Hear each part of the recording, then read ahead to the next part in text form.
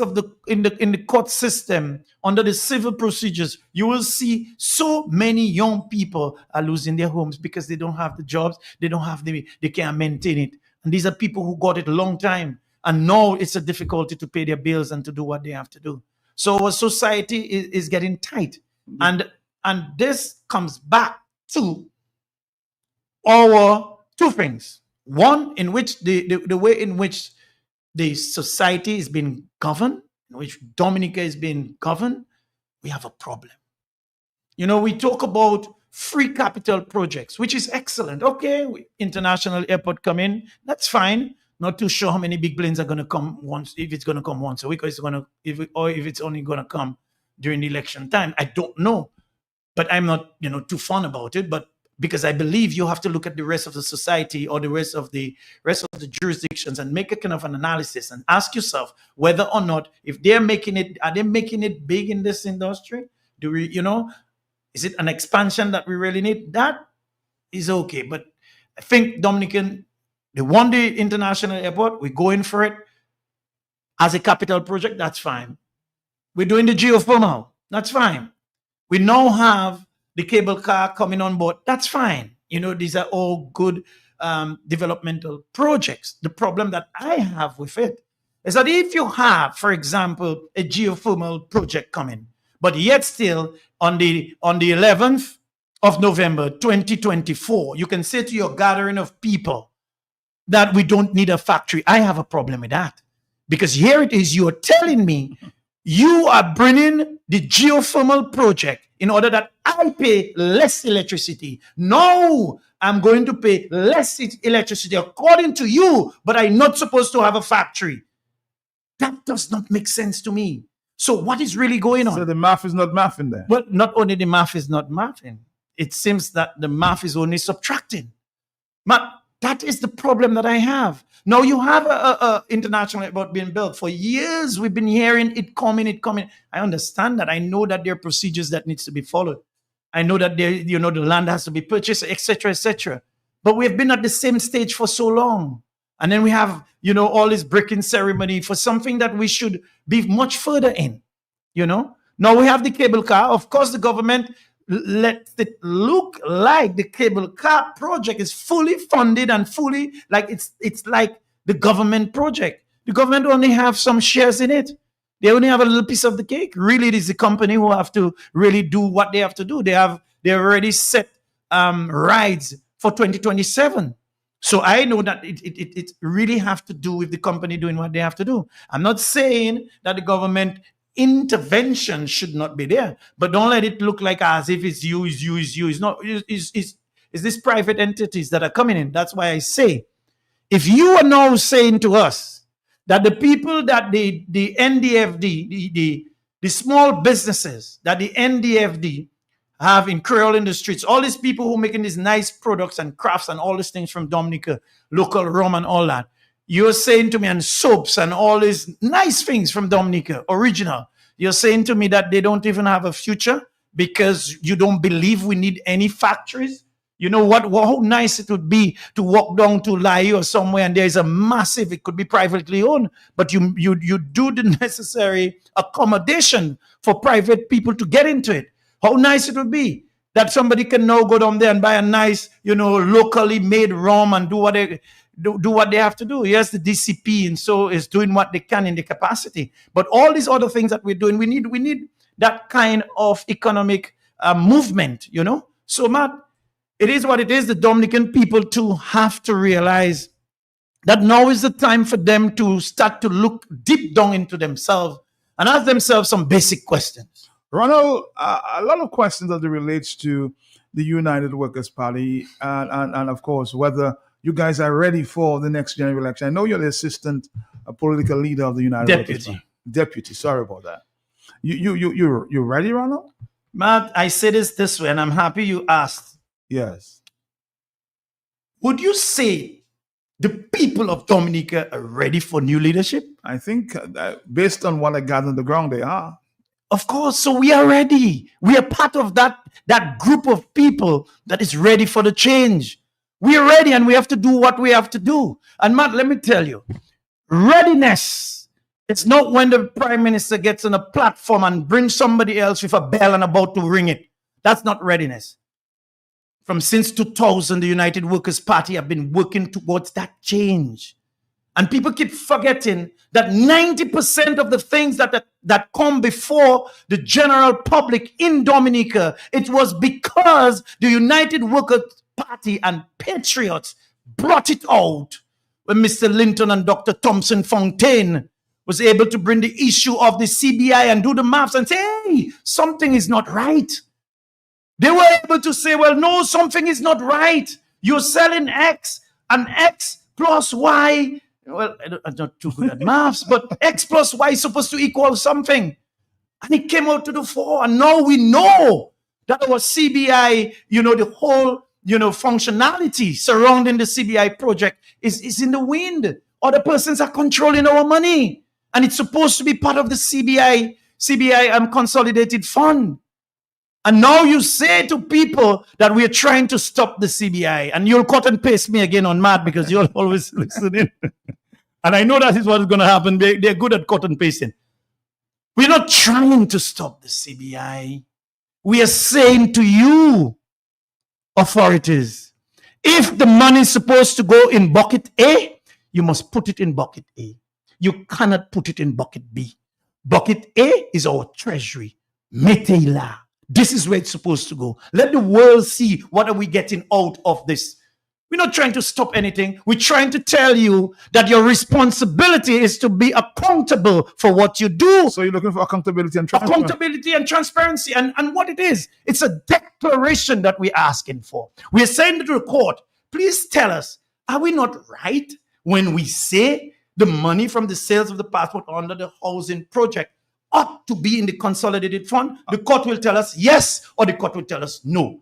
And it then goes back to the people of Dominica who are suffering to be able to say to themselves, enough is enough. That bucket ought to be filled. And we're supposed to be in a better situation. And we would be able to have factories, notwithstanding the high electricity bills. We will be able to have it. And that is the kind of dialogue that we need to have as a people, to start to tell ourselves that we can do better than that. It's not because you love somebody. You must let them go astray. You must be able to tell them when they're going wrong. That is true love. Not trying to just cover up. No. So all people need to speak. And you ask about if we are ready. The people of Dominica are ready, and the United Workers' Party is ready. There are a lot of people ready. And that readiness must be visible. That readiness must be for the people and a better future. And that readiness is going to make Dominica a better place. Full of energy here this afternoon. We're going to take a break. We'll come back. We'll come back. The case is constructed based on the Dominican Constitution on the principle that all monies and revenues earned by the government is meant to be paid in the consolidated fund. Significant funds are not reaching the consolidated fund, but it being spent pursuant to other types of arrangements. And so, the United Workers' Party and All Patriots presents another big radiothon on the big station Q95 on the hot set on Wednesday, the 20th of November, 2024 from 12 noon. We are looking forward to your contribution. It's time the authorities bring the people's money back to the people's treasury. Participate, donate, and be counted. My dear Dominicans, it's your country. It's our country. Let's save it. Something good. Something good. Fantastic news from Eastern Trading Limited, presenting yet another top quality, unbeatably priced product brought in especially for you. Just receive world-class clear brand canned tuna in chunks and flakes, available in sunflower oil and brine.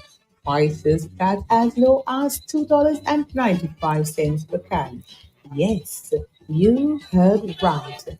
Cleo brand canned tuna, perfect for delicious dishes at home, in restaurants and hotels. Shop and save today on world-class Cleo brand tuna, available at Eaststar Trading Limited. Eaststar Trading Limited, working hard every day to make a difference for you. Something good. All right, Dominica, we're here. It's 1:35. Of course, the telephones are already going, and we're going to leave a few minutes open for you to interact with Ronald. He's here, full of energy. You suspect he's a full of energy guy this afternoon there, as the deputy political leader of the United Workers Party. So, if you feel free, if you want to, maybe you can give him a call and you can talk. Matt, I work with 6 young people, somebody's saying here, all under the age of 30. None of them have nothing good to say about Roosevelt Skerrit and his administration. The former Clay Harbor workers, too. They do not support labor. Their eyes are now opening. Tell Skerrit without violence, his days are numbered. Take tanto. Tell the United Workers Party to step up and claim leadership of Dominica. Let's see if we can, of course, play a few more voice notes, and then I think I just located one there. Let's see if we can do this one. Yes, this one. Good afternoon, Matt. Good afternoon. Matt, if this is not a case of selective justice, I don't know what else is. You know what? I wish about 300 young men and women in Dominica would make the same statements and then apologize to see if the police will go and pick up every last one of them and charge them 75,000 and have them surrender their passports. Or passport keep up in the memni vale. You know, and see what would happen. This is a bit much, Matt. This is a country that is supposed to be of law. And the people at the helm are the ones making statements of that nature, and nothing happens to them. The only way you get prosecuted in Dominica and persecuted is by being a member of the opposition. But when you're red, you can do anything. According to Donald Trump once said, you can walk down in the middle of Lagon, shoot a person, and you would get away with it. In a country of the most unsolved murders and disappearances, and yet still we're not seeing it fit to take out these people so law and order and justice can return to this land. You all are the ones causing the problem. You're frustrating the young people. And then you go and you persecute them on it. 500 young people should make the same statement and apologize right after. Let me see the police go and pick up all of them. Nonsense. Good afternoon, Matt. Good afternoon to you. Good afternoon to you. 449-3095, 96 and 97. We're going to take a quick break again and come back right after this. Yes. Exciting news from AutoTrade. Incredible savings are here. Take advantage of AutoTrade's Thrifty Thursday promotion. Mark your calendars. On the last Thursday of each month, AutoTrade is offering up to 20% off items throughout the store. Yes, 20% off. But wait, here's more. Keep your eyes peeled for our exclusive Deal of the Day offer, bringing you even bigger discounts on select items. Whether you're looking for car accessories, maintenance essentials, or just browsing for a great deal, we've got you covered. So be sure to swing by AutoTrade every last Thursday. At AutoTrade, it's more than a vehicle, it's a relationship. Terms and conditions apply. Looking for a quiet, relaxing place to stay? Call Porter's Place Guest House. Leaving the office late and need somewhere close to town? Call Porter's Place Guest House. Have business clients coming in and need accommodation? Call Porter's Place Guest House. Looking for group accommodation? Call Porter's Place Guest House. Located at 37 Goodwill Road in Portersville, upstairs ACS Supermarket. Enjoy our semi-self-contained rooms with private washroom, bathroom, Wi-Fi, air condition, cable network, mini refrigerator, all in a non-smoking environment. Call or WhatsApp at 1767-275-1899 or email us at info@portersplaceguesthouse.com to make your reservations. Porter's Place, Your home away from home. Fit for a king, a queen, and all their royal subjects. Something good. Something good. Fantastic news from Eastern Trading Limited, presenting yet another top quality, unbeatably priced product brought in especially for you. Just receive world-class clear brand canned tuna in chunks and flakes, available in sunflower oil and brine. Prices start as low as $2.95 per can. Yes, you heard right. Cleo brand canned tuna. Perfect for delicious dishes at home, in restaurants and hotels. Shop and save today on world-class Cleo brand tuna. Available at Eastar Trading Limited. Eastar Trading Limited. Working hard every day to make a difference for you. Something good. Something good.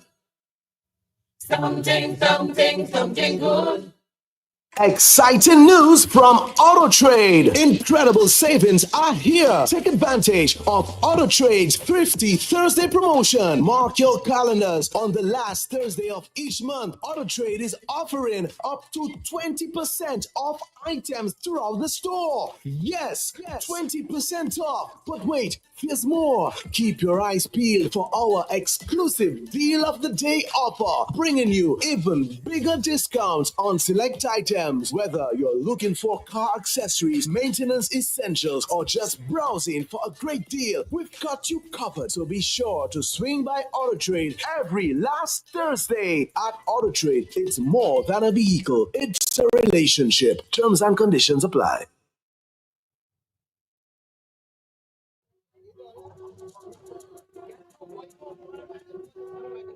I can tell you my telephones are inundated with phone calls trying to touch base with Mr. Ronald Charles, the deputy political leader of the United Workers' Party. One of the persons trying to get in touch with me there just for a few minutes because we have a tight schedule here. Mr. Simeon Joseph, I know you have been listening. What's your take on what's going on here? Matt, good afternoon. Ronald, good afternoon. Matt, thanks for taking the call. I have a few questions, though. The first question I have to ask is, I've realized in recent times that there seems to be across the homogeneous, generic interpretation of incitement by the police of Dominica. And as has been rightly observed, a very selective approach as to what incitement is. Matt, Ronald is a lawyer. I am no lawyer, but I want to ask a very specific question and then cite two references. The first thing I'd like to ask is what counts as incitement to violence? And I don't know if, as Ronald is there, I've been doing my research, and it tells me that incitement to violence is something that intentionally solicits, commands, induces, or otherwise endeavors to persuade another person to engage in a crime of violence against a person or property. Now, Matt, bear with me. I want to read for you an article which is considered free speech and what constitutes incitement. Because since that happened, and I've been doing that for a few months and years now, whenever I hear the police in Dominica foolishly and ravenously and greedily go behind people for incitement, they've done it to too many people.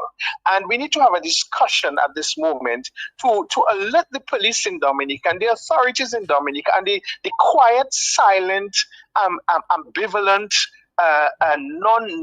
non-engaging lawyers in Dominica who want to walk with their heads in the ground and not champion cause of people who are being persecuted. Allow me to quote, Matt, from an article from Lee Rowland, who is the policy director at the New York Civil Limiters Union. And he says, bear with me, Matt, please, this afternoon.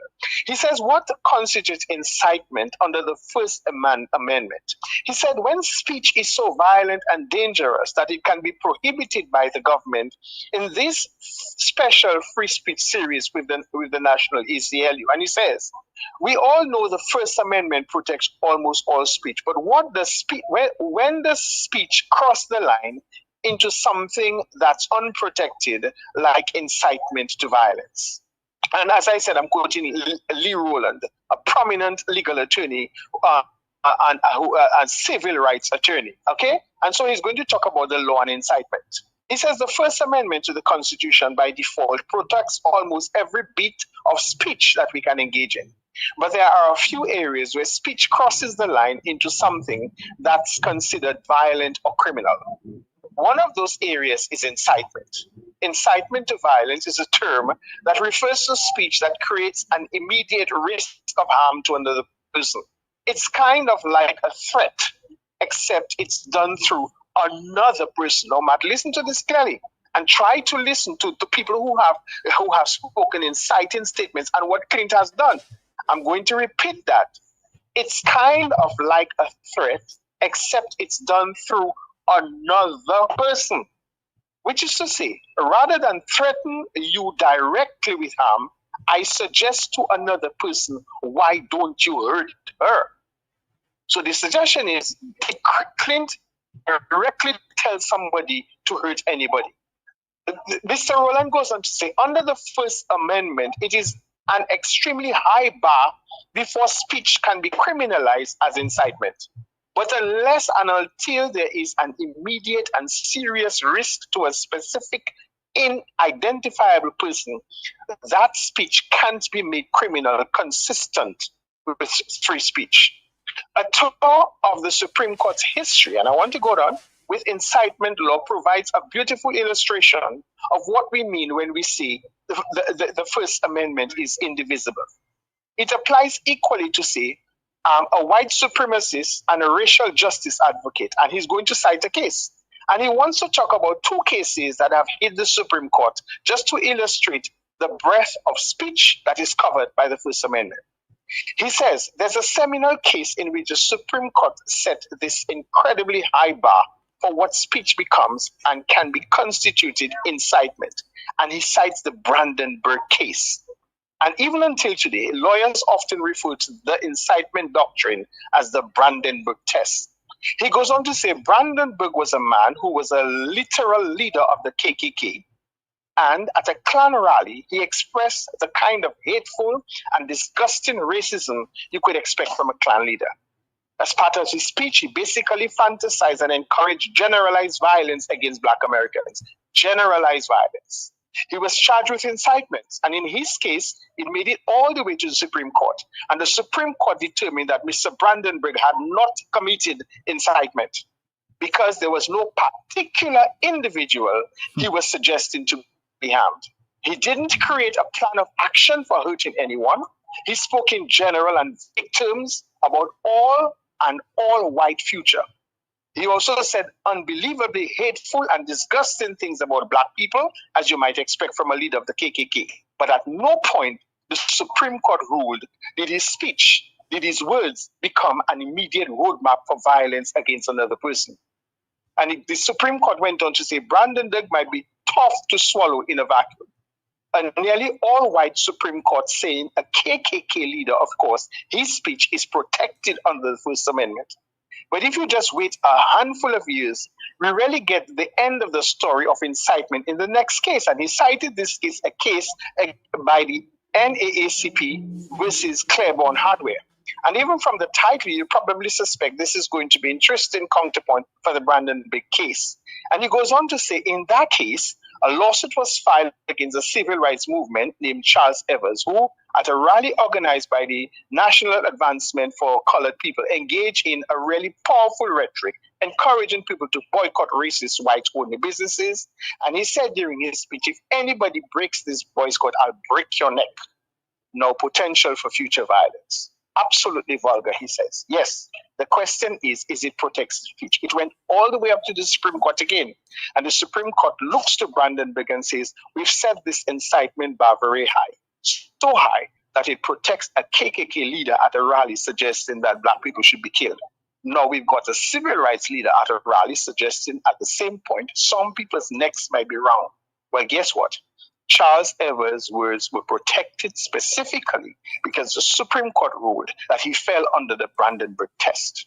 And the Supreme Court recognizes rightfully that political speech often involves really passionate, sometimes violent rhetoric.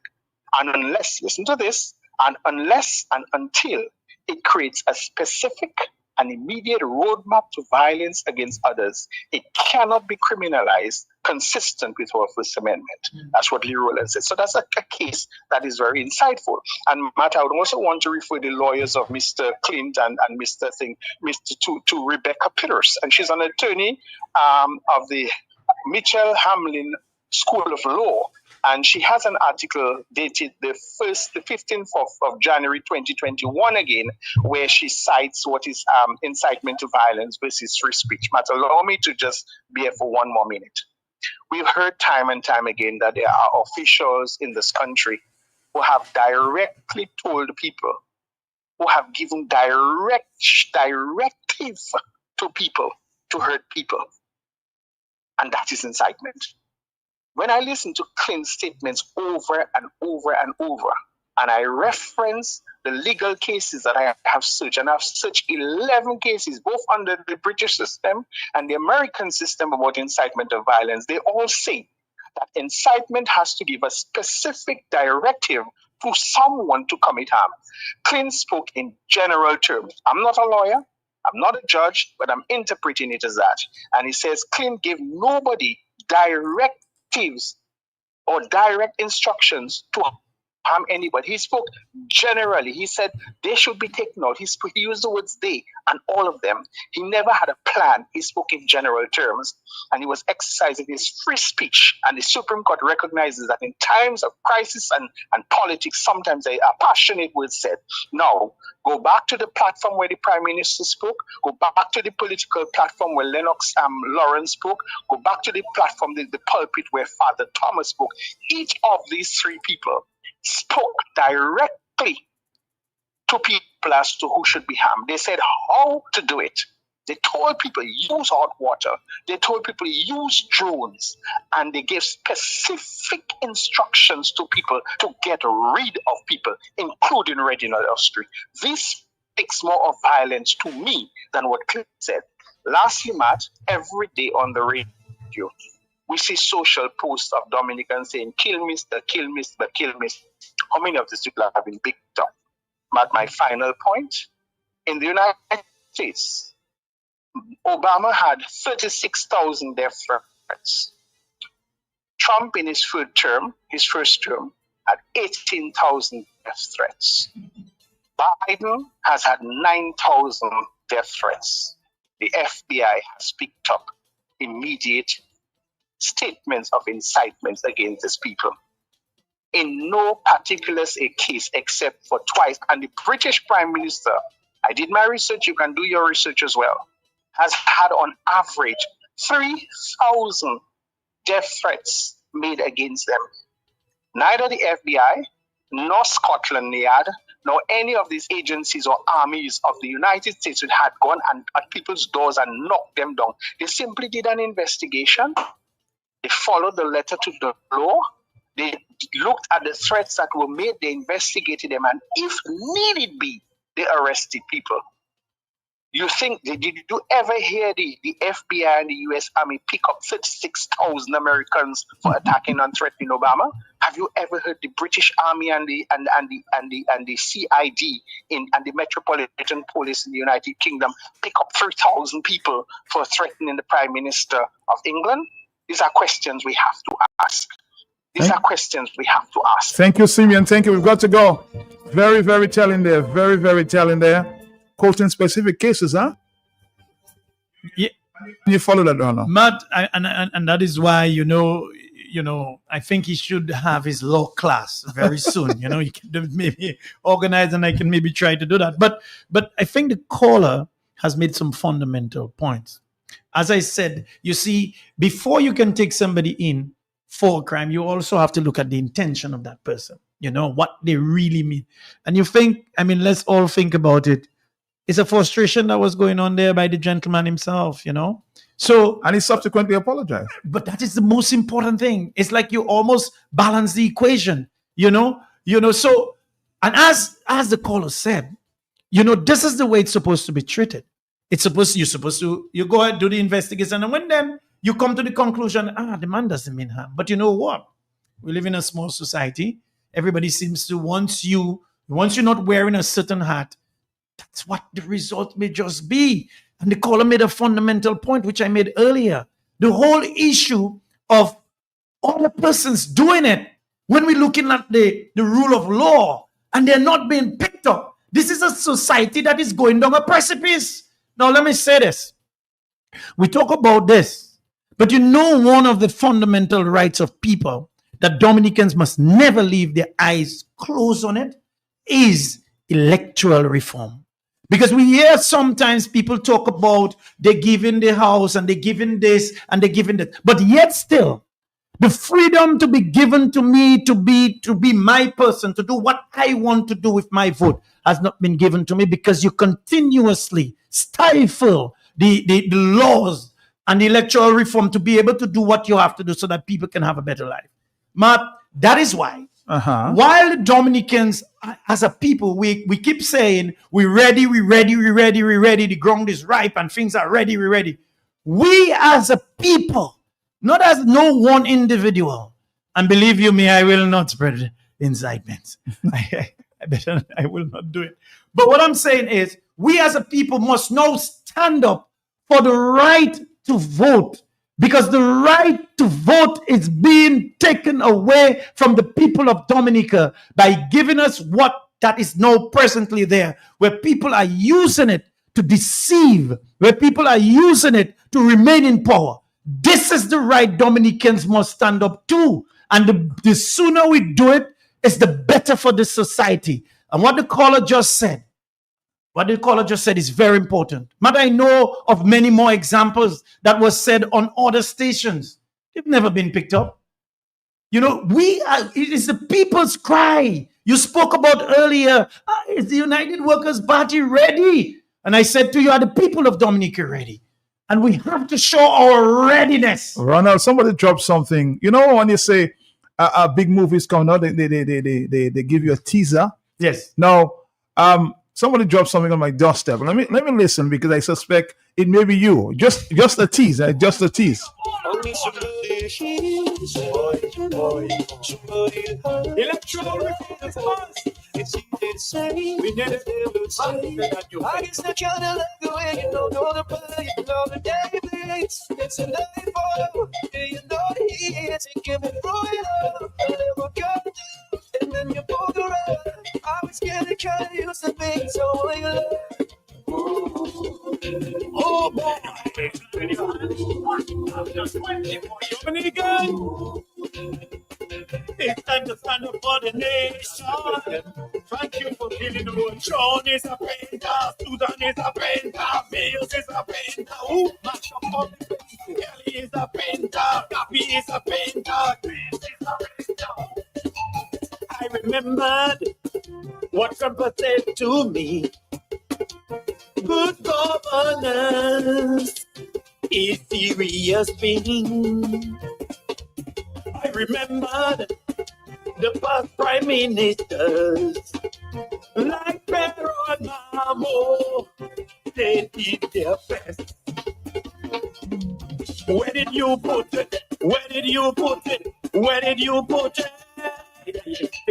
Where did you hide it? Where did you hide it? Where did you hide it? We won back the 6.4 billion.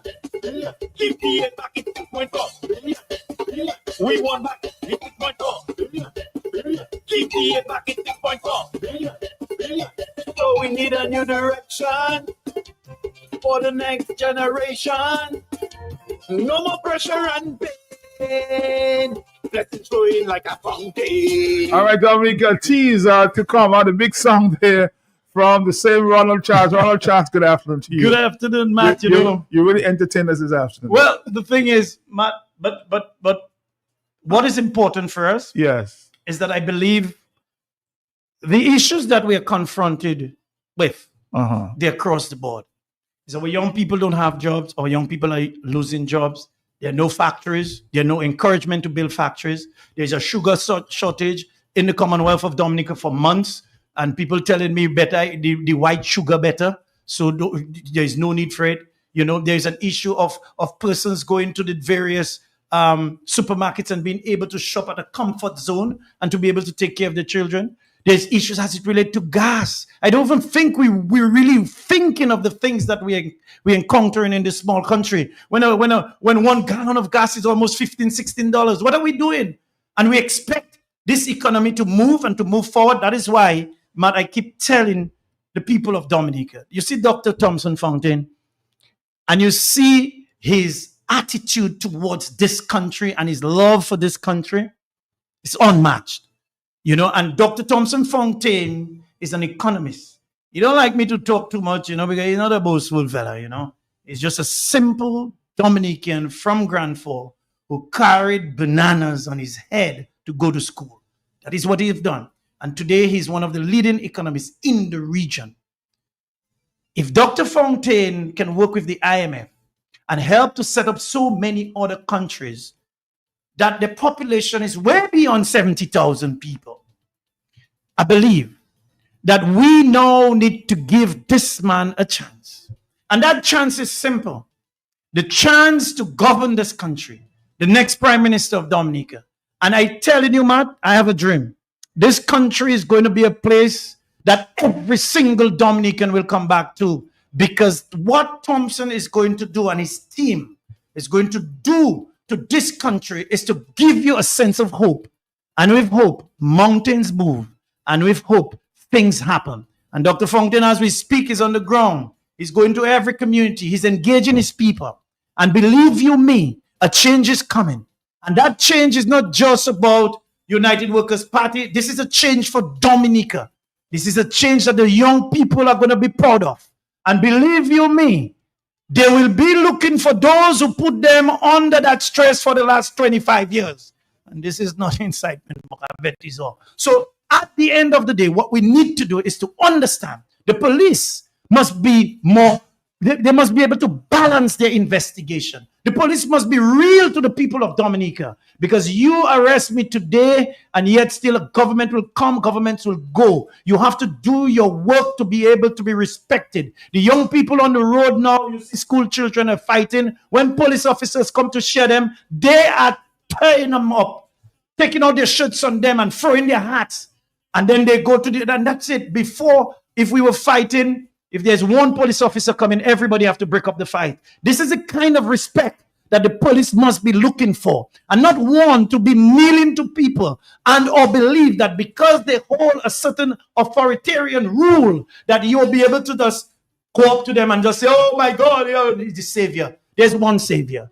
He built the skies, he built the oceans, he built the rivers, and he makes us all. And all the animals and everything else. This is the man we have to respect. This is the man we must always go on our knees for. This is the man we must be true to. And Dominica will be a better place. And believe you me, Matt, I know how the other side think.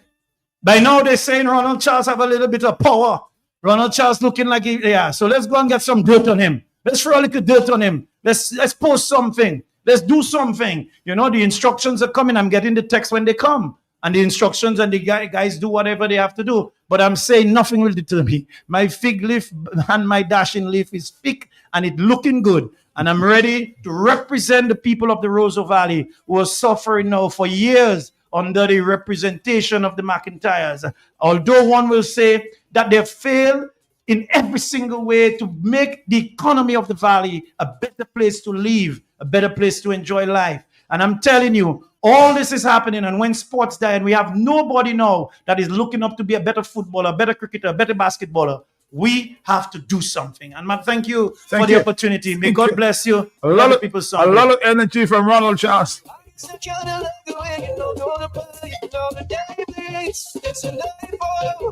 What?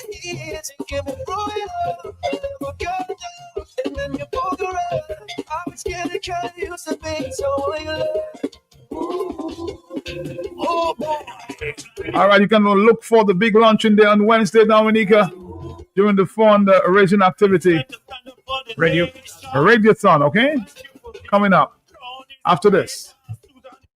The case is constructed based on the Dominican Constitution on the principle that all monies and revenues earned by the government is meant to be paid in the consolidated fund. Here, significant funds are not reaching the consolidated fund, but it being spent pursuant to other types of arrangements.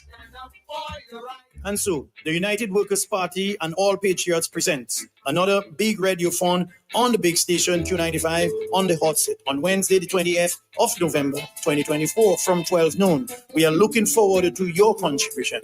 It's time the authorities bring the people's money back to the people's treasury. Participate, donate, and be counted. My dear Dominicans, it's your country. It's our country. Let's save it. Looking for a quiet, relaxing place to stay? Call Porter's Place Guest House. Leaving the office late and need somewhere close to town? Call Porter's Place Guest House. Have business clients coming in and need accommodation? Call Porter's Place Guest House. Looking for group accommodation? Call Porter's Place Guest House. Located at 37 Goodwill Road in Portersville, upstairs ACS Supermarket. Enjoy our semi-self-contained rooms with private washroom, bathroom, Wi-Fi, air condition, cable network, mini refrigerator, all in a non-smoking environment.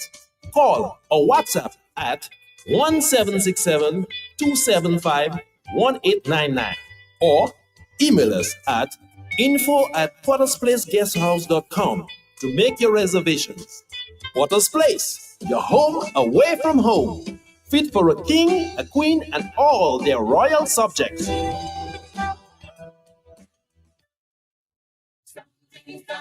Something good. Something good. Fantastic news from Eaststar Trading Limited, presenting yet another top quality, unbeatably priced product brought in especially for you. Just received world-class clear brand canned tuna in chunks and flakes, available in sunflower oil and brine. Prices start as low as $2.95 per can. Yes, you heard right.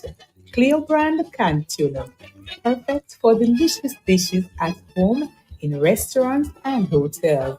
Shop and save today on world-class clear brand tuna, available at Eaststar Trading Limited. Eaststar Trading Limited, working hard every day to make a difference for you. Something good. Something good. Exciting news from AutoTrade. Incredible savings are here. Take advantage of AutoTrade's Thrifty Thursday promotion. Mark your calendars. On the last Thursday of each month, AutoTrade is offering up to 20% off items throughout the store. Yes, 20% off. But wait, there's more. Keep your eyes peeled for our exclusive Deal of the Day offer, bringing you even bigger discounts on select items. Whether you're looking for car accessories, maintenance essentials, or just browsing for a great deal, we've got you covered. So be sure to swing by AutoTrade every last Thursday. At AutoTrade, it's more than a vehicle, it's a relationship. Terms and conditions apply.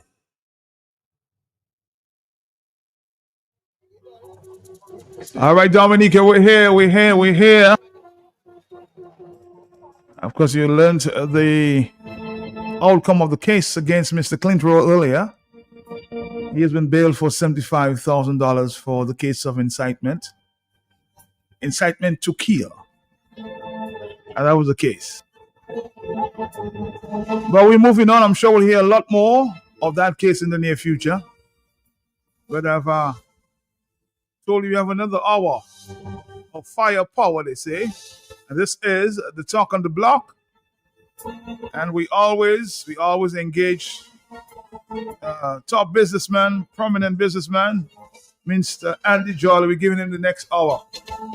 And if you want to hit the ground running this afternoon, I know you're one who sort of monitored what went on last week at the delegates conference. What's your take? The Labour Party delegates conference. What's your take on what you saw? Well, man, I saw it. I took a minute and watched a little bit on television. I know you were there. I was there. So you have first-hand information. So if I say anything incorrect, make sure you correct me. It looked like it was a party. So A Labour Party. it was exactly a Labour Party. So it was a very interesting conference. You know, I don't You know mean the delegates conference? the delegates No, conference. I was not there. You were not at the delegate. I You were was at the opening of the airport, I opening think, of the the day airport, before. yes. I thought you stayed overnight because I know they're trying to recruit people for the party. So, it's very interesting to see all the At the delegates conference, I know Tiani was in that party. Yes, I saw that happen I saw that, as yeah. well too. I don't know. I mean, I understand that we have a couple parties and they do conferences. It looked like a really a large expense because there were a lot of, everybody was branded in different T-shirts. Everybody was dressed up. It looked like it was quite the party going on there. And I don't understand it. I think here's the thing. If we're going to have a big delegates conference like this, let's make sure we have something to celebrate. And I don't know what we've had to celebrate since, the Labour Party came in power. So, I mean, I know that you're celebrating your party is in power, but I don't know what you're celebrating that the party has done for the people. You're celebrating. In 12 years, you have not had a delegates conference. So this is the first So time. 12 exactly. 12 years you've not had a delegate conference, but what were we celebrating that was done for the people? Because we have to remember the delegates work for the people of Dominica. They are technically our employees. If anything, Matt, it should be the reverse. Should we be up there praising them for what they've done? Because that's why I was so confused by the delegate conference. I'm like, hey, what is really going on here? Here are people praising themselves for things that they supposedly did for their employers, which the employers were not even there. The people who employed all those people in the delegates conference, nobody was there. So how can you, it was almost like an employee party.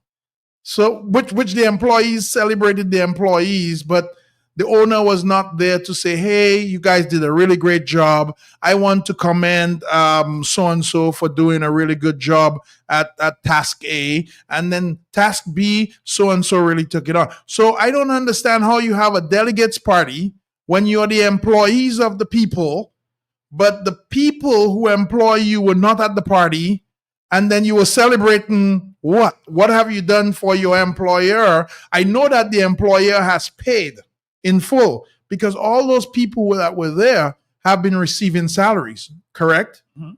However, have we seen the production so far that we expected as the employer? So the employer, I don't think, is happy, but the employees are really happy. So the employees are having a party. He made a very interesting statement there. There are no factories because, he's worried about the bills. You heard that? Matt, was that confusing to you too? A little confusing. There were no factories because our electricity is too high. That way, factories will not move to Dominica, and you're the prime minister in charge of investment for Dominica But yet- for the last 20 years. Yet we're building big hotels. But we're building big hotels that use even more electricity than factories. Not only that, the Dominican people, and I hope this is true, man, and you can correct, the Dominican people are supposedly have a huge share in Domlec, right? But we're the ones making the price too high and pushing away the factories. But we're the ones to blame when the government went and bought Domlec. Didn't even ask us, by the way. I don't think that was there a vote or something on that? No. We didn't even know about it. Somebody just came up on the podium and said, Dominica, we bought shares in Domlec. 51%. 51%. So we own the company that has our own electric bill so high that even factories are being turned away from Dominica. Because the bills are too high. Because the electricity consumption bill would be too high. I didn't get that part. I was a little confused. That wasn't something to celebrate, by the way, Matt. And not only that, Matt, here's the thing. If you're going up there and telling us we don't have factories because the electric bill is too high, Imagine the pressure on your own people. Imagine us, Matt, the little people of the world who own houses. Maybe you own a hotel or, guest house. Our prices are high too. So if he's listening and he understands that the factories cannot come here, what's happening to the people? The people who live here every day, the people who live in their houses and who have to turn on their lights and use their children cannot study at night anymore. And you cannot even run your fridge 24 hours a day. You have to turn off your fridge and let it run down for a little while. Are you kidding me? I mean, he admitted that on stage. I wouldn't have admitted that. I was a little shocked. I was shocked. And not only that, man. Are you serious? This is the reason why factories are not coming here? Are you sure? That's what he said. That's the best reason. Okay. All right. Have we seen any major investments here? Look, you know what? Why are investors, he says factories, so why are the other investors staying away from Dominica? Well, here's the thing. He addressed the factory problem, like you said. The other investors are staying away. And I'm pretty sure this one is probably not the electric bill. So I would have liked him to expound on that a little bit and explain to us why we don't have any data farms here, why we don't have any call centers here, why we don't have people investing in other businesses here. I mean, if this was the only reason was the electric bill, I mean, it's too high. I mean, okay, all right. So Matt, here's the thing. Our prime minister came up with a problem. Did he even pose one solution? Did he even tell us, here's what we're doing? He said, okay, we're putting geothermal. Matt, what if this geothermal thing doesn't work out for us? Are we doomed? We put all our eggs in one basket. A lot of money. That's a lot of eggs. I mean, we put everything in one basket. What if it doesn't work out? Are we just doomed? I mean, what is our electric bill going to look like? I mean, we remember we had So you're cautiously optimistic about this? Well, not that I'm cautiously optimistic, Matt. Here's the thing.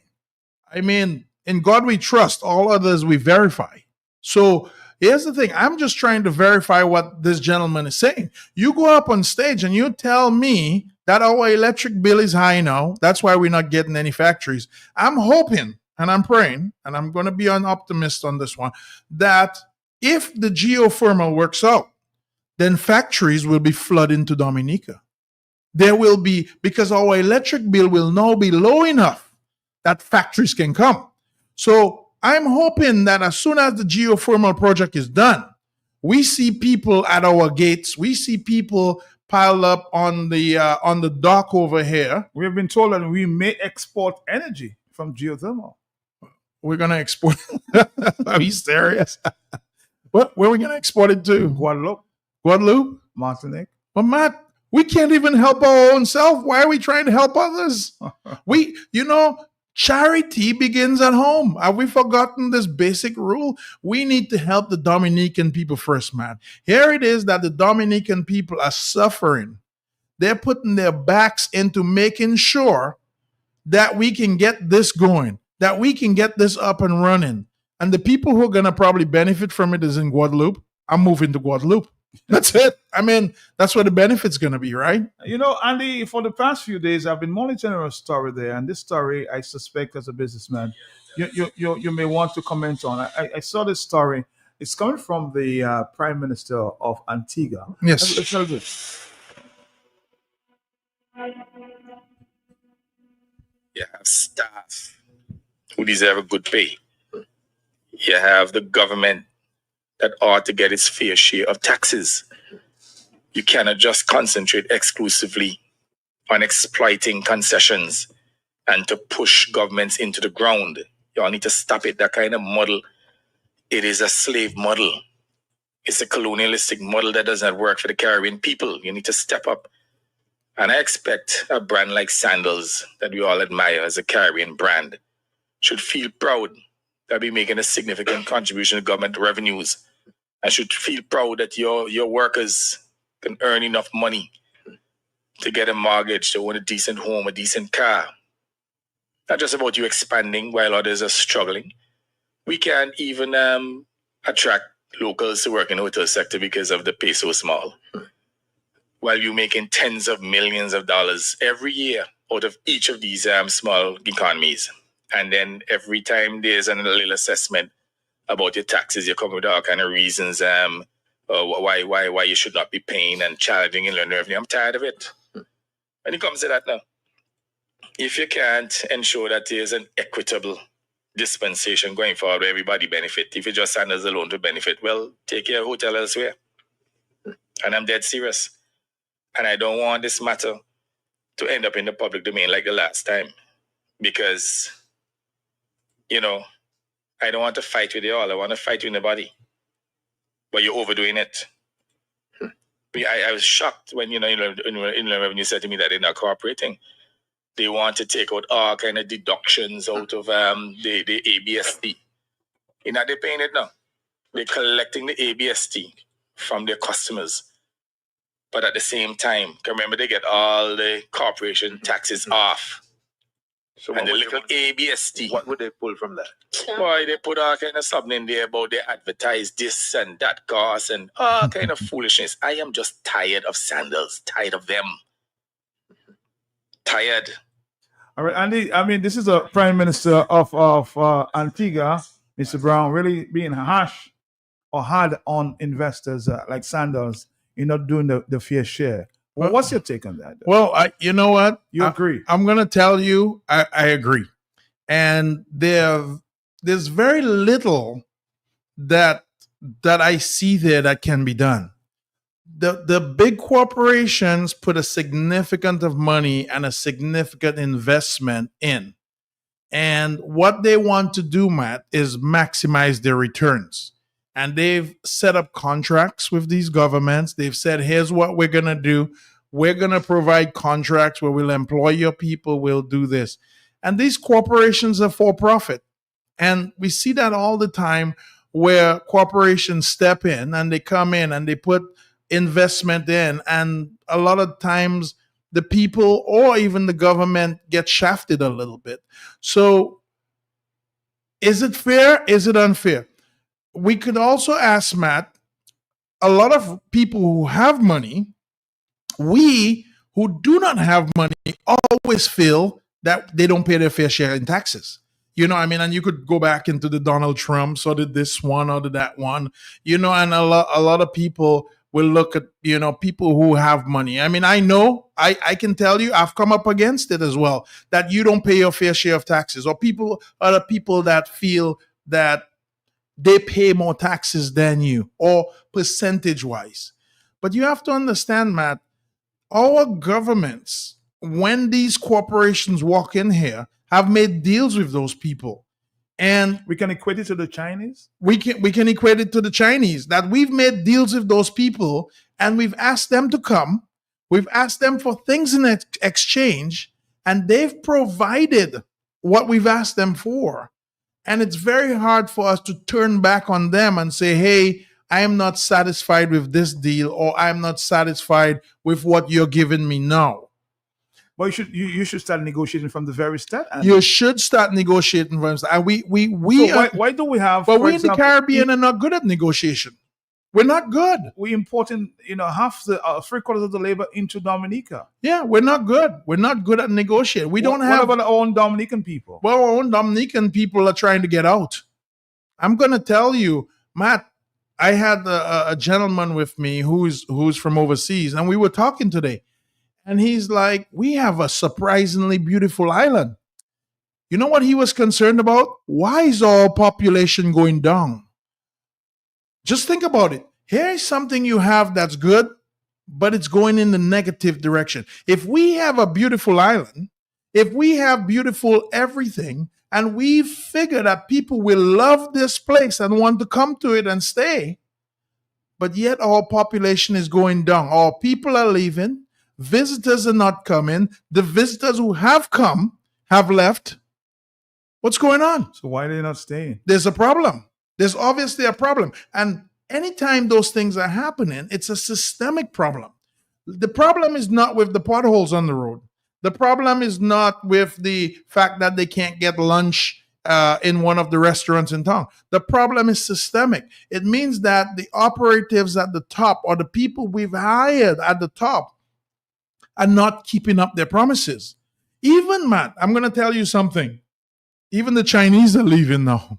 The Chinese are leaving. They're bailing out. They're selling things. They're leaving. They're not coming in again. They're just leaving. You know why? Because they were made promises as well. And those promises have not even been kept by our government officials. Believe it or not, there it is that they've brought in another group and made promises to those people, and they have not even kept their promises. But yet we have them celebrating over in, was it Vegas? There was a big delegate. Was it delegate in Vegas? We have them celebrating. And I'm thinking, what are you celebrating? Our population is going down. Our economy is down. Inflation is killing us. The cement is taking up all the port space, and ships are being turned away, left, right, and center. Our port is being poorly managed, right? We have no, and these are all just failed promises, Matt. For the past few weeks, we've had a struggle with sugar. Wait, Matt, I'm serious. I'm going to tell you a true story. No sugar in the island. I have whites or brown. You know what? I'm going to tell you a true story. Right. I have some visitors who are staying in one of the hotels, and literally, you know what? They asked me to go on a trip. They wanted to book an inter-island tour, and you know what they were going to do? They were going to go across to Marigoland or the Saints to buy sugar because they had no sugar for their coffee. They literally took a boat, went across. You're joking. Paid $1,000, came back, and they shopped for sugar.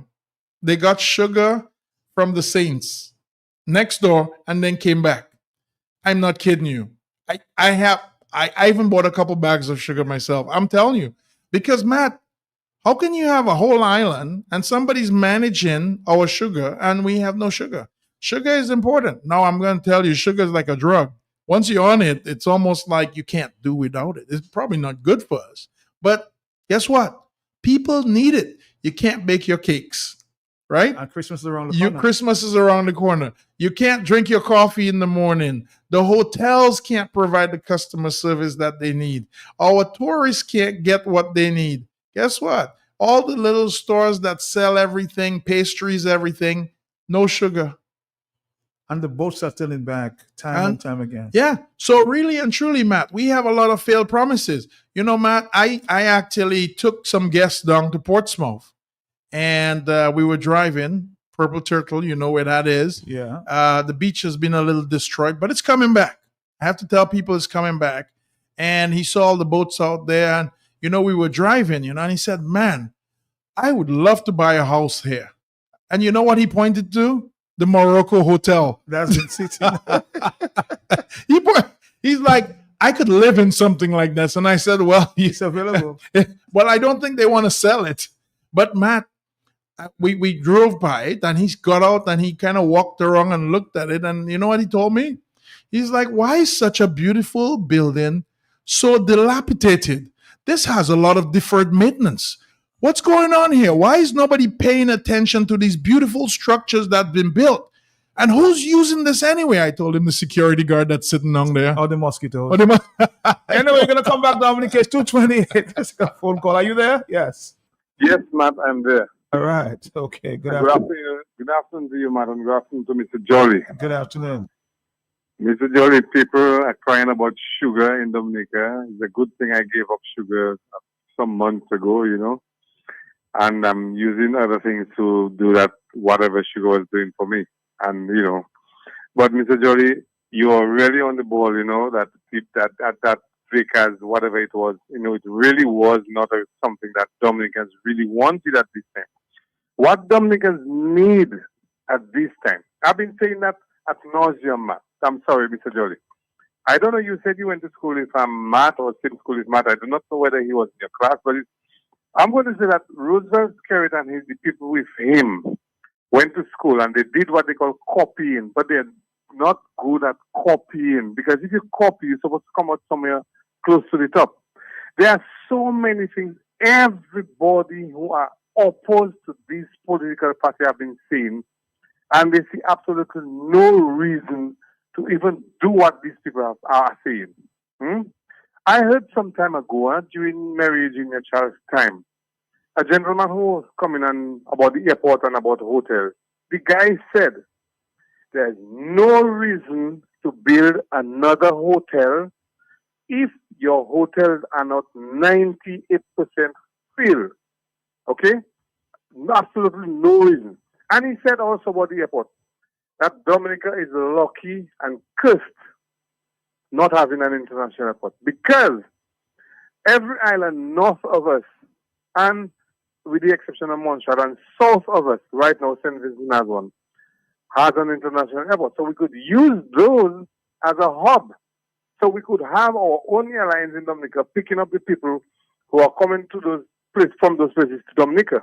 And nobody figured that is something that could happen or should happen for Dominica. Everybody is concentrating on building hotels and building airports and building international airports. Okay? But I believe we just need to sit down and think of where we are going. And I don't think we are going anywhere with this Roosevelt scary Labour Party. I think everybody who does not want to call radio, don't call the radio. Please, don't call the radio. Let fools like me call the radio. And when it's time to vote, please do the right thing. Good afternoon. Good afternoon. I see, Andy, I'm sure you've been following as it relates to this incitement case. Yeah. I saw that, and you know, I don't believe in violence. I mean, I think we're diplomatic people. We cannot be around the yard fighting like schoolboys anymore. And worst of all, you know, I mean, there's so much fighting going on in the world, Matt. But here's the thing. You know, people are a little unsatisfied with what's going on, and I think they're very frustrated. But here it is that you go ahead and you have an incitement case about how many cases can you have? Eventually, this stuff's going to get so bad. I mean, look at Haiti. Look at what happened in Martinique.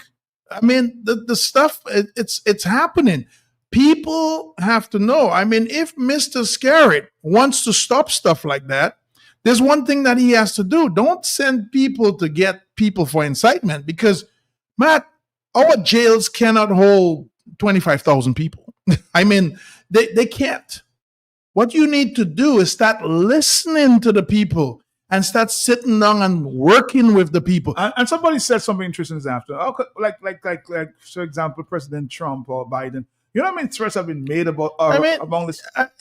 But Matt, here's the FBI arresting and going after this people? You know, Matt, it's so petty. And you know what? It's so petty. I cannot believe the degree of our pettiness. Not only that, Matt, things like that going to make the news. I mean, how petty is that be? We need to start working with people. And I know our prime minister believes that he's up there and he's the only one up there, Matt.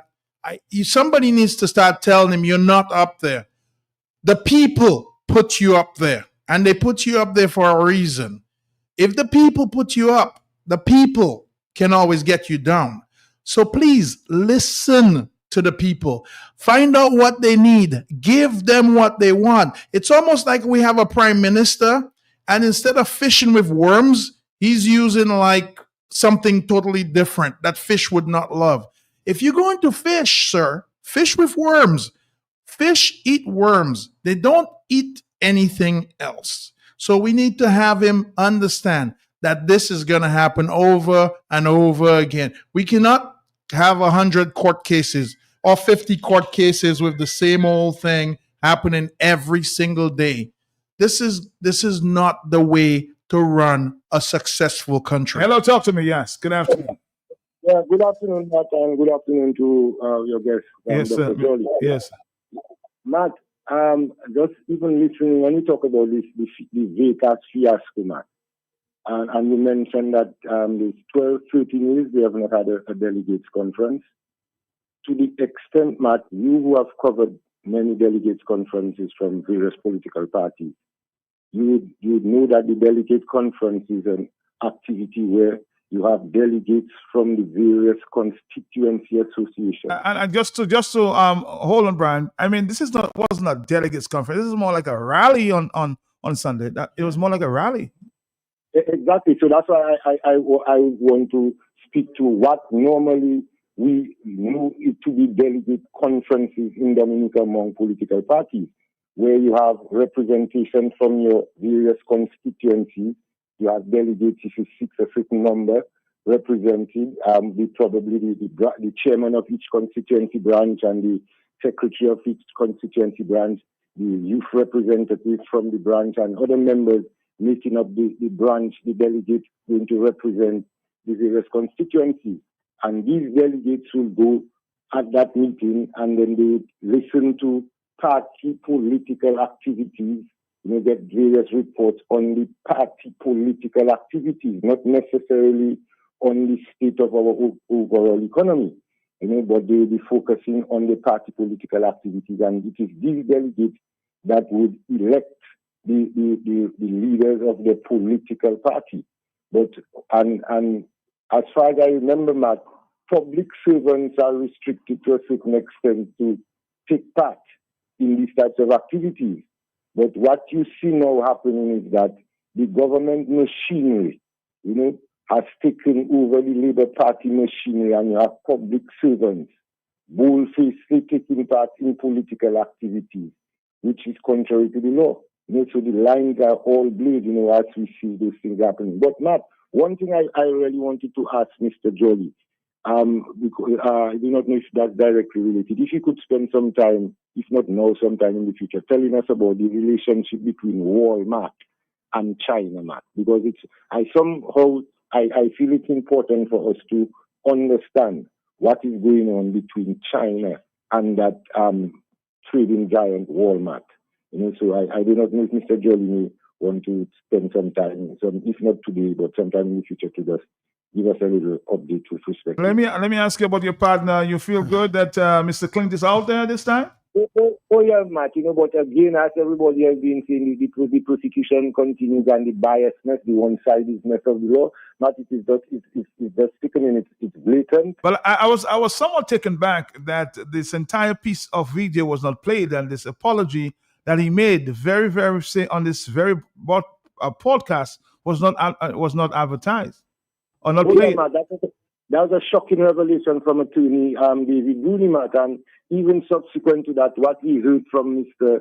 Simeon Joseph, I want to recommend to Simeon Joseph that he send that research to Mr. Valerie and to all our attorneys and so on, so that we can understand what incitement is really about, because it was very informative and educational this afternoon. Good afternoon to you, Brian. Thank you very much. 237. You want to make a point as it relates? Well, I do want to make a point, because here it is that we have the public officers, joining things like delegate conferences and really polarizing the entire government. I mean, all those things need to be watched a little closely, Matt. But the problem is, in Dominica, we don't have any watchdogs. We have no watchdogs. We have no watchdogs for our government. We have no watchdogs for, our police. We have no watchdogs for anything that we do here. So literally, it's everybody do their own thing. And a lot of people, Matt, surprisingly, I'm going to tell you this, don't know the laws and don't know the regulations. They don't know they were not supposed to be there. Somebody invited them and they're like, hey, free food, free drink. I'm going. I know some people up there, but really and truly, we need to understand. And it would be a different story if it was on the other side. Well, but of course it would.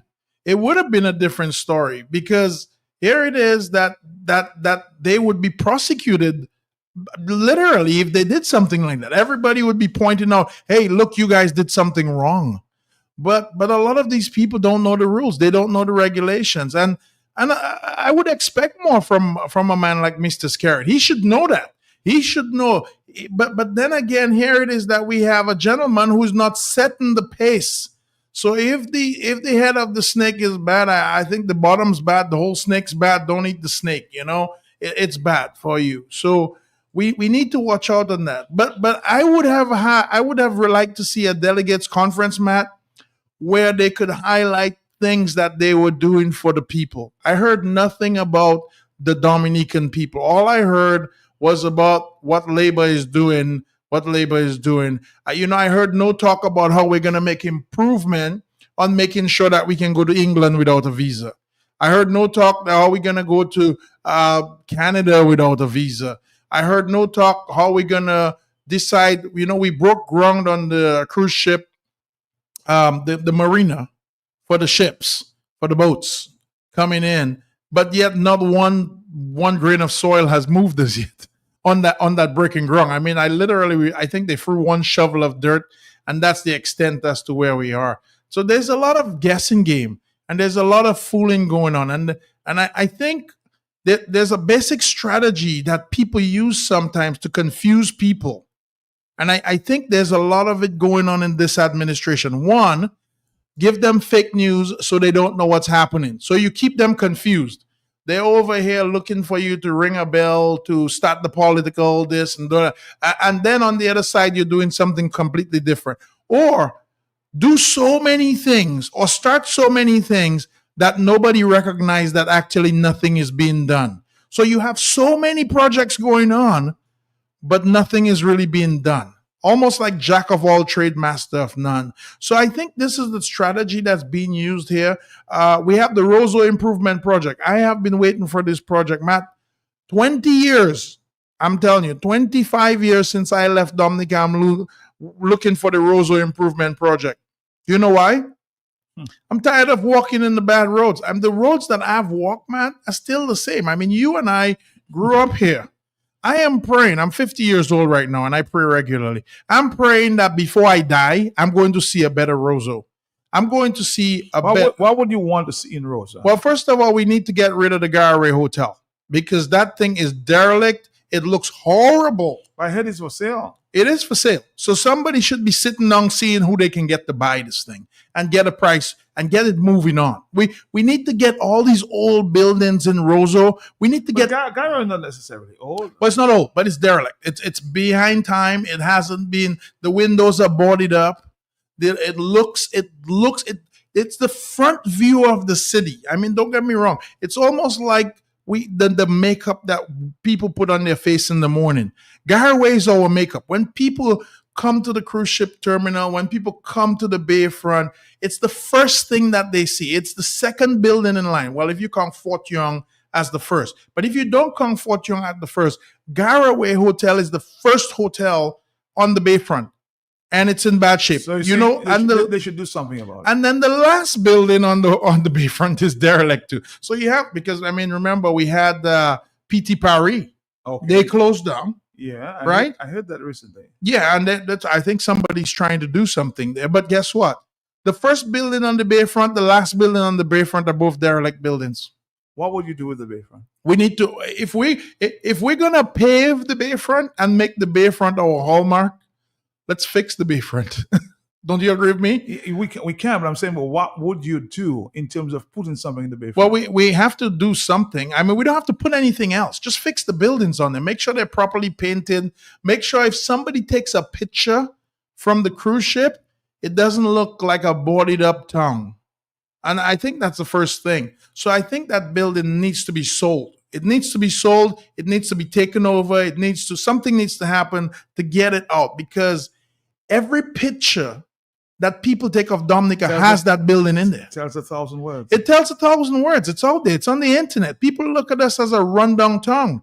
At least let them get through the bayfront, and then they can find out, well, 2 streets over, you get on King Judith Street, and you're like, okay, no, I can see something, But I mean, we had a Roseau Improvement Project. 10 years now, nothing happened.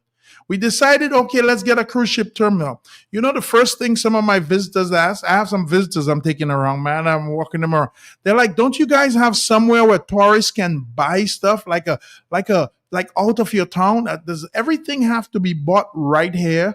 And I said, yeah. So they want it to be decentralized. Well, or centralized to some extent. They wanted the cruise ship village, where you can go through, like, let's say. I've been hearing about that for a while. Yeah, well, the cruise village. Well, we've been hearing about it, but you know what? When the ship comes to the port, you know what we do, right?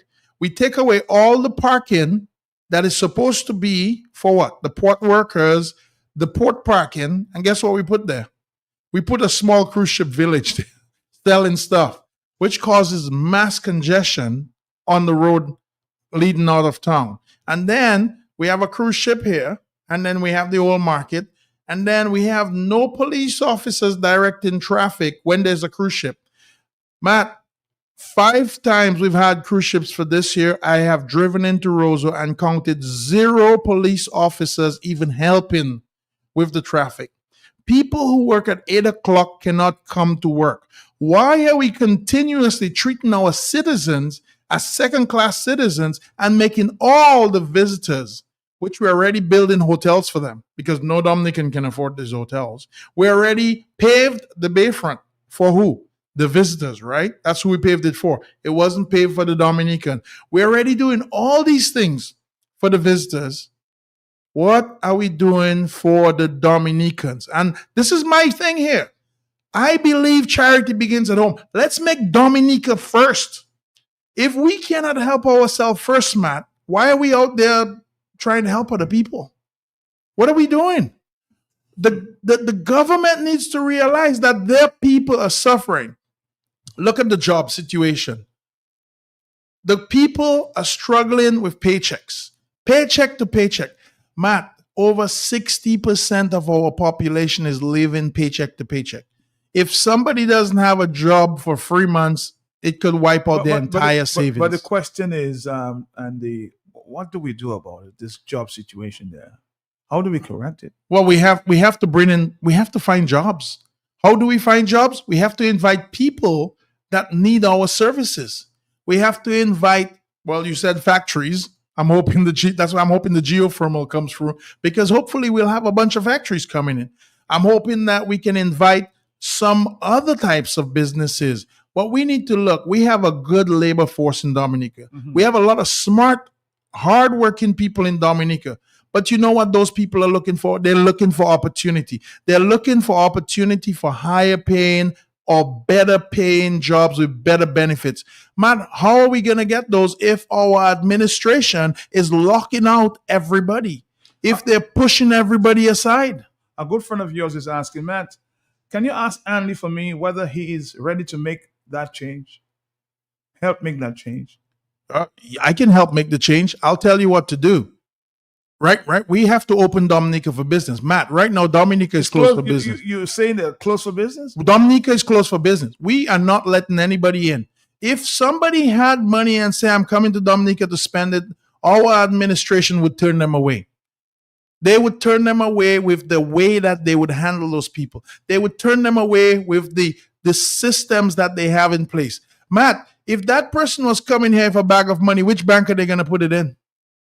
Answer that question first. That's where we start. Let's start with the basic stuff. Which bank are they going to put the money in? Why not NBD? I'm just asking another question. Why not NBD? That's our bank, right? Let's take another phone call. Talk to me on the telephone. Good afternoon, Matt. Good afternoon to you. Matt, I wanted to talk when Mr. Ronald Charles was there, but I didn't get the chance. Okay. Because I listened to him that he said Dominican are ready for election. Matt, we are not ready for election. I want Mr. Ronald to talk the truth. We are not ready for election because if we are fighting for electoral reform, we cannot be ready for election. And another thing, Matt, you have to do a little questioning or a little research. Geothermal is closed by now. You see, it's closed down. You mean the project is closed down? I didn't get your answer there. She's saying it's closed down, and based on the employees I've spoken to, it seems that everything is going okay. Well, maybe. But Matt, things have changed. Matt, here's something. She raised a very important point, and I don't know if you picked up on that. Why, as we, as Dominican citizens, born and raised here, fighting for things in our own country, why are we doing this? Why can't we get what we want here at home? You mean electoral reform. Why can't we get it? We asked for it. Our prime minister understands we want it. Even he himself, he says, I understand this is a priority. I remember hearing that. I am going to work on it. He gave us a time limit as to when he's going to work on it. And Matt, guess what? If this little thing that we're asking for, and I don't think electoral reform is a big package. We're not asking you to build a hotel, build a building. We're not asking you to go ahead and do anything major. Why can't we get it? Something as simple as electoral reform. Bring it down the pipeline for the people. Make the people happy. But here it is, something that simple that the prime minister has the ability for doing for the people, but yet, you know what? He's sitting at home thinking, let them fight. Let them fight for it. How fair do you think this man is? How selfish And we is have, this? We have paid over $700,000. We spent the money. I mean, this is somebody that knows we wrote the check. We have waited. We have asked. We have said, okay, we will wait. And yet we don't have it. And then, guess what? We get upset when somebody goes on the radio mouthing off. We can't get upset. There's somebody that was promised something, man. And you have to understand, you were supposed to deliver. I can understand when people are upset. I can understand when people feel betrayed. I can understand when you have stole from the people and they want what they want back. Give it back to them. This is what they want.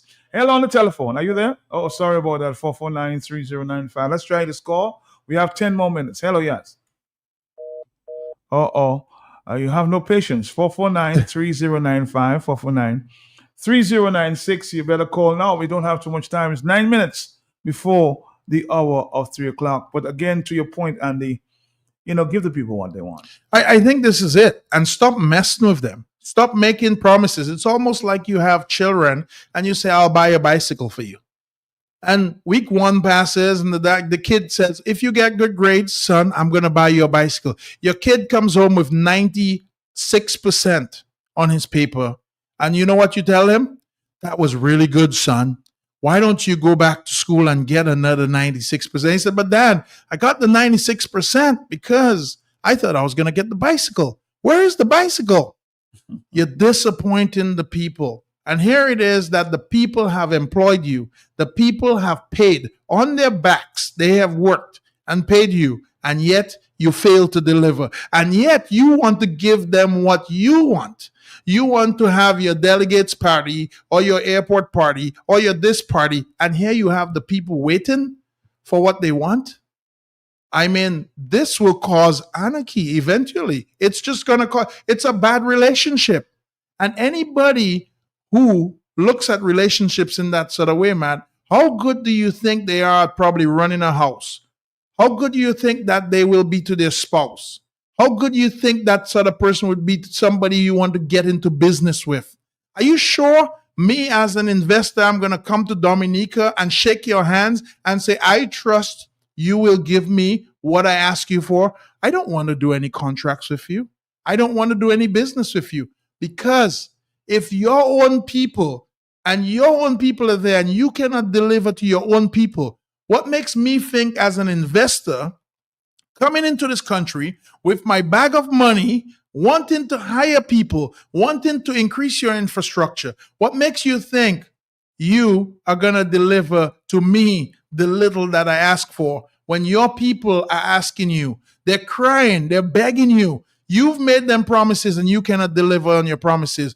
Failed promises, man. You cannot deliver on the Morocco Hotel. Failed promises. You cannot deliver on the cruise ship terminal. Failed promise. You cannot deliver on the Roseau improvement project. Failed promises. You cannot deliver on electoral reform. Failed promises. You are failing by far. Just as a businessman, I know you're involved, of course, in real estate and business like that associated with that. If you were an investor, say you were overseas and thinking of doing business in Dominica, what would you invest in besides the real estate? There's nothing that you can invest in because we have not set good systems in place. Here's the thing, man. Any good government would go ahead and set up different avenues to invest in. I come to you and I say, hey, Matt, I have X amount of money, 100,000, 200,000. I would like to invest it in. You should be able to tell me, sir, I have an agricultural project waiting to get started. That agricultural project will provide some returns. I have this project and Matt, we have none of that. You know, the only thing you can invest in Dominica is what? Passports. And those are failing right now. That's it. The only one thing you can invest in right now is to buy a Dominican passport. Hello, talk to me on the telephone. Yes? Yeah, Matt. Listen, I thought that Brian said something interesting, Matt, in that public servants are forbidden from taking part in party political activities. And Matt, that is one of the main reasons I never support that president. Because you cannot have somebody breaking and disrespecting the laws of Dominica, including our main law, the Constitution, and then giving them a reward by representing the state of our Constitution. And I think people should really look at it, because in a democratic system, when you haven't got law and order, Matt, you don't have a society. But the next thing I want to say, although I have some issue with Dr. Jolly, you know, Mr. Jolly, I mean, I respect you, sir. Good afternoon. Well, you can agree to disagree. Go ahead. As a businessman, I know, you know, all Dominicans should be proud of you. But in terms of taxes, Matt, I think, if I'm wrong, Mr. Jolly, you could tell me. But I think you always looking at triple down economics. And I think that system or that model has failed over and over again. In other words, Matt, he wants to give these rich people all the money and believe they have so much money it will go down to the poor person. And I think that's wrong. I think our economy should start at the bottom, giving people the spending power, because when poor people doing good, all those rich folks will be happy. Your business will be doing good, the barber shop will be doing good, and so on, Matt. People will have money to spend. Because as you know, most economy depends on consumer activities. And if people cannot pay their bill, people cannot buy, people cannot send their children to school, you don't have an economy. And his model, that's why I have a little issue with his model. On the model. In terms of the taxes now, like what you play from Gaston Brown, Matt, that's another good example. I think we should have a progressive tax system. In other words, if somebody make $100,000 profit after they pay the light bill, the workers and everything, maybe the tax rate should be 10%. But if I'm just pulling out a figure out there, man, I don't mean actually that it has to be that number, but I'm just giving an example. If you make $1 million profit, then it should be like 15 or 20%. So the more money you make, I think is the higher tax should be, because you cannot have a teacher paying the same amount of tax, 10-15% on their salary, like Mr. Jolly, who making $1 million in a year. Mr. Jolly, what do you think about that? All right. Let him answer. We don't have too much time. Well, the truth is that I don't have a lot of time to answer you, caller. But I will tell you that is not the way it works. And it sounds like a good thing that the people with more money should pay more. But then what that's going to do is it's uninspire a lot of people to make a lot of money. So therefore, you're going to have a problem. But here's what I'm telling you. The Gaston Brown problem that you talked about, Matt, earlier, and I don't know if I got it right with the people. What really has to happen, Matt, is the government is supposed to set minimum wages. The problem is that they want Sandals to pay a different rate than what the government is paying. The government has to set the standard. So if the government wants Sandal to pay somebody $1,500 a month, they have to pay the exact same. You can't expect the government to go ahead and pay people $1,000 and expect Sandals to pay them for the exact same job $1,500. So it's what we call prevailing wages. And a lot of people don't understand that. Even in Dominica, if we need to give, and this is why I'm so big on the government giving the people a new rate right now. Matt, we need to give the salary increases to the people It needs to start at the government level. Nobody in private sector is going to give you more money than the government. This is why the government has so many employees, because the government has not set the pace. So you want to go ahead and do anything, tell your government, pay the public sector or whoever's working for them in the public sector more money. That's it. And then the private sector will be forced to follow. That's how that works. But if the government does not pay the people plenty. There are a lot of private sector persons who pay more than the government at this stage. I understand. But we cannot go too far above what the government is giving. If the government decided to make the minimum wage $15, can I pay somebody $10? I can't. I have to pay them the standard minimum wage. But the government also needs to pay them the minimum wage. So we have governments making fusses because they want more. Well, guess what?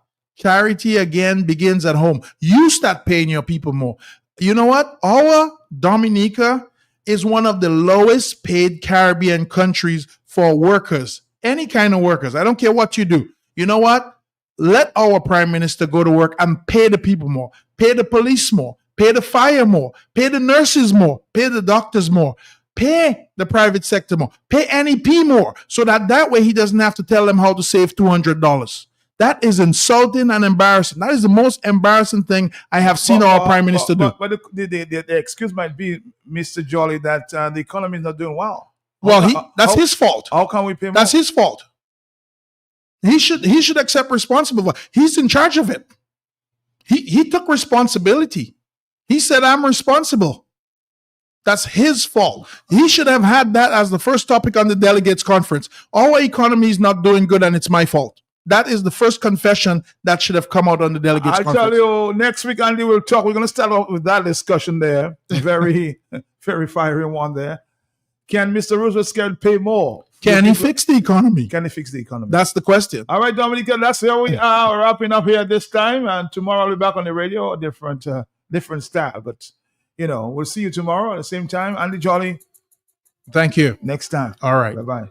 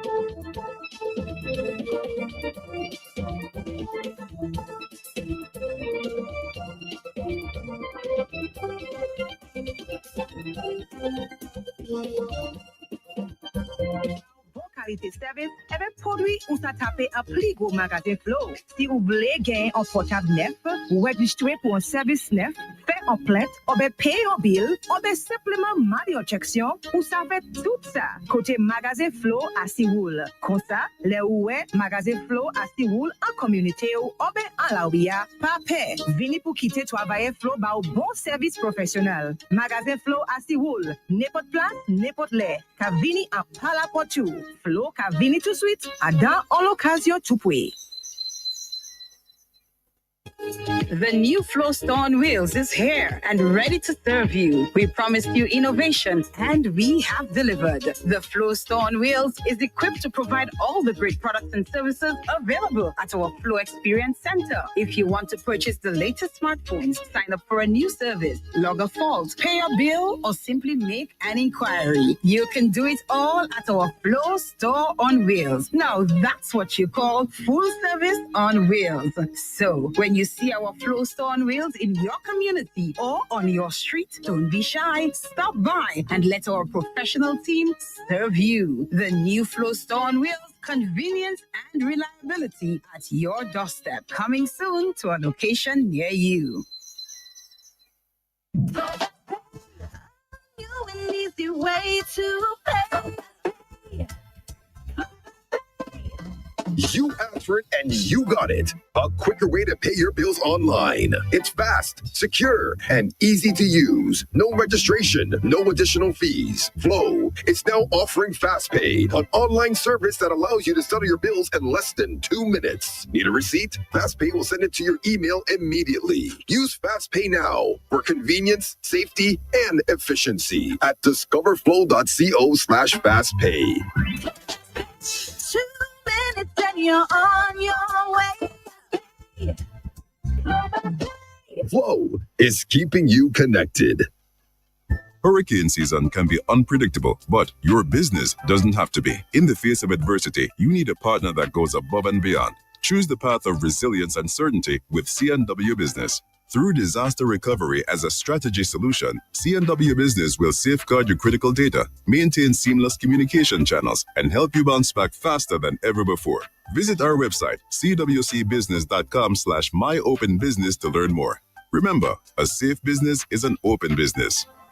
Here's a fun fact. In just 29 seconds, you can say goodbye to paper bills forever. Seriously, in 29 seconds. That's less time than this ad. Head over to discoverflow.co or visit us in-store and update your contact information now. By October 1st, your bills will be digital, easy to access, secure, and hassle-free. So what are you waiting for? This ad still has 2 seconds left, and you could have already gone paperless.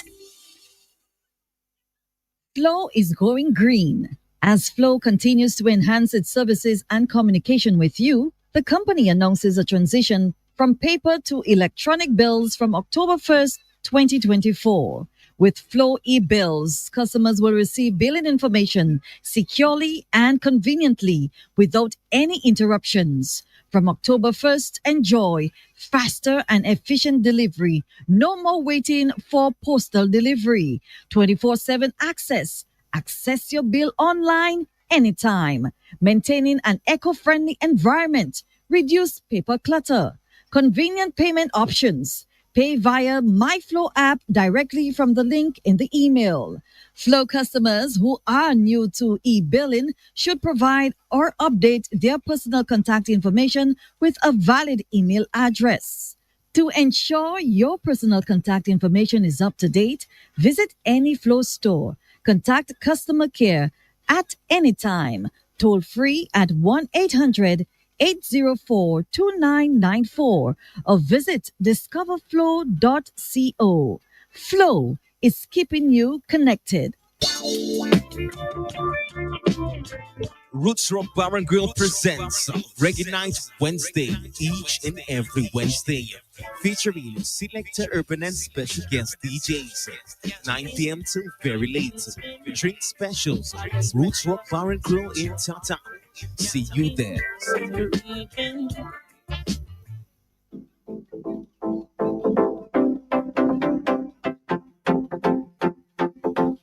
The UE Alumni Association presents the Grand Sip and Paint Affair, November 16th, 2024, from 7 p.m. at the UE grounds. Sip, paint, socialize, have fun at the UE Sip and Paint event. It promises